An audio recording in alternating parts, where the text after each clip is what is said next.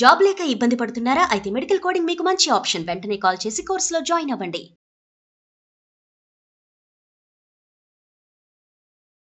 నమస్తే రమ్మగారు. నమస్తే జయ.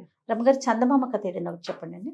వింత వైద్యం కథ చెప్తాం. ఓ పూర్వకాలంలోనట ఒక రాజుగారి నగరానికి కొంచెం బయటగా ఒక పురాతనమైన దేవళం ఒకటి ఉండేదట. చాలా పురాతనమైంది. ఎప్పటిదో అది రాజుగారి ముత్తాతల నాడు కట్టబడింది. అయితే క్రమంగా దేవాలయానికి వచ్చే జనం తగ్గారు, కానీ వస్తున్నారు ఎవరో. దేవాలయం పాడైపోతోందిట. దేవాలయం పాడైపోతుందనే పూజారి గారు రోజు దుఃఖపడేవాడు, బాధపడేవాడు. ప్రతిరోజు చాలా గంటల పాటు ధ్యానంలో కూర్చునేవాడు. కూర్చుంటే ఒకనాడు పరమేశ్వరుడు, శివాలయం అన్నమాట అది, రాజు దగ్గరికి వెళ్ళి దేవళానికి కావలసిన డబ్బు తెచ్చుకో అని ఒక ఆజ్ఞ వినపడింది. పరమేశ్వరుడు ముఖం నుంచి వచ్చినట్టు. రాజుగారి దగ్గరికి వెళ్ళి తెచ్చుకోవాలి. రాజు ఇస్తాడా ఇవ్వడో ఏమిటో తెలియదు, అడగాలి ముందు. ఈయన బాగా ఆలోచించి సరేలే అని కుర్రాడెవడో చిన్న పూజారి ఉంటే, అరే నాయన రోజు శివారాధన చేయి, అభిషేకం చేయి, అర్చన చేయని వాడిని అక్కడ పెట్టి మెల్లిగా నగరానికి ప్రయాణం అయ్యాడు. కొంచెం ప్రయాణం చేసే రావాల్సి వచ్చింది. తీరా ఆయన నగరంలోకి వచ్చేసరికి రాజుగారికి పుట్టాడు జబ్బట. అయ్యో, ఆయనకి ఏదో ఒంట్లో బాగుండలేదు. వారా వీర బోల్డ్ వైద్యాలనే, గచ్చాకు పుచ్చాకు వైద్యాలనే, వారొచ్చి వీరొచ్చి రాజుగారు వాళ్ళకి వీళ్ళకి డబ్బిచ్చి ఆయన రోగం కుదరల. ఆయనకి విరక్తి పుట్టింది. రాజుగారికి ఒంట్లో బాగోలేదు అన్న వార్త మాత్రం బయట రాసి పెట్టారు, ఎవరైనా వైద్యులైతే రావచ్చు అని. మీరు వైద్యులా అయితే రండి అలా కూడా పిలుస్తారు, కానీ పిలిచేవారు మొదట. ఇప్పుడు నాకు తగ్గకపోతే శిక్షిస్తాను వచ్చిన వైద్యుడిని మొదలుపెట్టాడు రాజు. వాళ్ళని వెళ్ళి చూసి వాళ్ళందరికీ సమాధానాలు చెప్పి, ఏముంది, ఆకలిస్తుందా, కడుపులో నొప్పిగా ఉందా, అది ఉందా, ఇది ఉందా, అవేగా అడుగుతారు. ఎన్నిసార్లు ఎంతమందికని నేను ఒకటే చెప్తాను, ఎన్ని రకాల మందులు మిగుతాను. అందుకని తగ్గించగలను ఢంకా బజాయించి చెప్పేవాడు ఎవడైనా ఉంటే వాడే రావాలి, వేరే వాళ్ళు రాకూడదు, ఆ వైద్యుడే ఉండాలి అని పెట్టాడు రాజుగారు. సరే, ఈయన ఏమనుకున్నాడు, రాజును చూడమన్నాడు. పరమేశ్వరుడు ఏం చెప్పాడు, రాజు దగ్గరికి వెళ్ళి డబ్బులు తెచ్చుకో అంటే వెళ్ళాల్సిందే. ఇప్పుడు రాజు వైద్యుల్ని తెప్పిస్తే ఎవరిని చుట్టాలి. ఒకటి ఆ వైద్యం అయితేనే కుదిరితేనే అంటున్నాడు. సరే, అదేదో చేద్దాం, పరమేశ్వరుడి ఆజ్ఞ మీరకూడదు కదా, అంతేగా. రాజుగారు ఒప్పుకోవట్లేదు కాబట్టి నేను చూడడం మానేస్తానంటే ఎట్లా అని చెప్పి సరే వెళ్దాం అనుకున్నాడు లోపల. నేను వైద్యుడిని అన్నాడు. అనేసరికి వాళ్ళు అన్నారు, బాబు మీరు వైద్యుడు అయితే సరిపోదండి, తగ్గుతుందన్న గ్యారంటీ మీరు ఇస్తారా అంటే, ఇక భగవంతుడి మీద భారం వేసి ఆ దేవళంలో ఉన్న పరమేశ్వరుడి మీదే ఏమైతే అది అవుతుందని తగ్గిస్తాను, నేను ఇట్టటి రోగాలు బోడు కుదిర్చా పరమేశ్వరుడి అండతోటి అని చెప్తే లోపలికి ప్రవేశపెట్టారు. రాజుగారి దగ్గరికి వెళ్తే రాజు తన రోగ లక్షణం చెప్పాడు. ఆయన చెప్పినవన్నీ విన్నాక ఈ పూజారి గారికి అనిపించింది, వీడికి పెద్ద జబ్బేం లేదు, ఇతనికి ఇదో పెద్ద జబ్బు కాదు, కుదరనంత జబ్బు కాదు అది. అది బాగా ఆలోచించుకున్నాడు. వైద్యం చేస్తాను మీకు నేను అన్నాడు. సరే చెప్పండి అన్నాడు నేను. సరే, నేను ఒక కషాయం చేసి ఇస్తా, దీనికి ఒక ప్రత్యేకమైన విషయం ఉంది. ఆ కషాయం రోజు 3 ఉద్ధరణలు రాణిగారే మీ నోట్లో పొయ్యాలి. ఏ రోజుకి ఆ రోజు కషాయం ఇస్తా,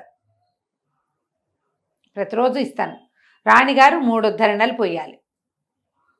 ఈ 3 ఉద్ధరణలు పోసేటప్పుడు మీరు కానీ రాణిగారు కానీ ఏనుగులు కానీ గుర్రాలను కానీ గుర్తు చేసుకోకూడదు.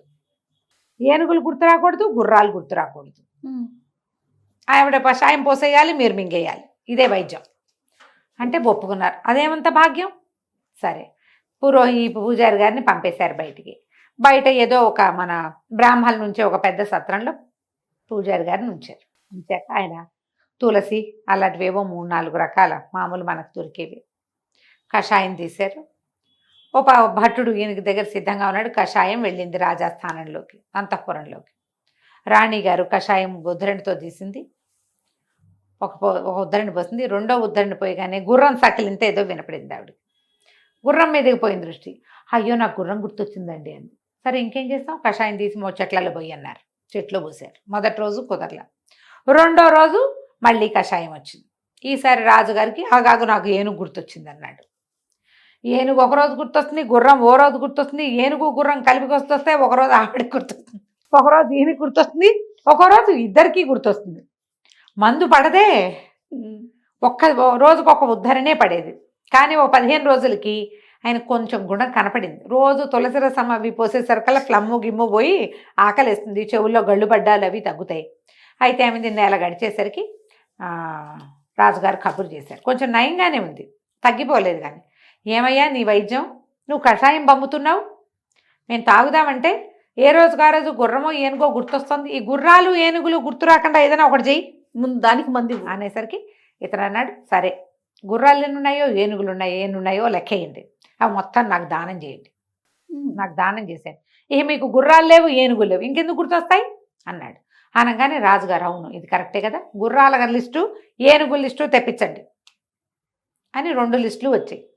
ఈయన మరి పొద్దున పూట పలహారం చేశాక లిస్టులు పుచ్చుకొని చూసుకోవడం మొదలుపెట్టాడు.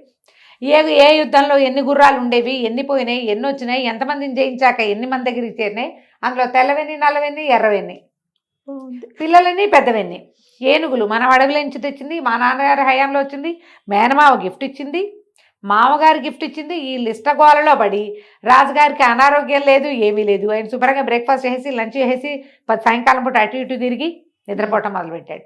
4 రోజుల్లో లిస్టు తేలింది, రాజుగారి రోగం టగ్గిన కుదిరింది. పని బాట లేదు అంతకుముందు, అది విషయం. అక్కడి నుంచి ఏనుగుల గుర్రాలు మాట ఇచ్చిన ప్రకారం బ్రాహ్మడికి దానం చేసేయాలిగా, పూజారికి దానం చేసేసారు, ఇచ్చేసారు మొత్తం ఏనుగులు గుర్రాలు. ఇచ్చేసిన తర్వాత రాజుగారు వన్ ఫైన్ డే నాకు అన్నీ తగ్గిపోయినాయి, ఆకలిస్తుంది, నిద్ర పడుతోంది, తినాలనిపిస్తోంది, ఏదైనా రుచికరంగా తిందామనిపిస్తుంది, కాస్త వ్యాహ్యాలకి బయటకు వెళ్దామనిపిస్తుంది, గుర్రపు సారి చేద్దామనిపిస్తుంది, అన్నీ బాగున్నాయి, చాలా బాగుంది, మీకు ఏమి ఇమ్మంటారు అని అడిగాడు పూజారి.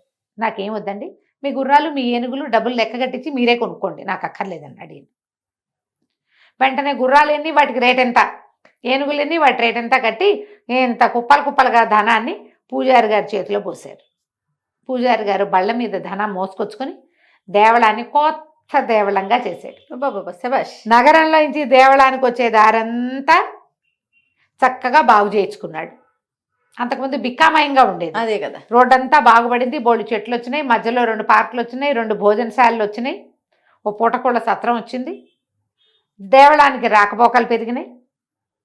శివుడు ఆజ్ఞ ఇచ్చినట్టుగా రాజు దగ్గర నుంచి తెచ్చుకో అన్నది తెచ్చుకున్నాడు. కథ కంచికి మనం ఇంటికి. సూపర్ ఉంది రమ్య గారు, భలే ఉంది.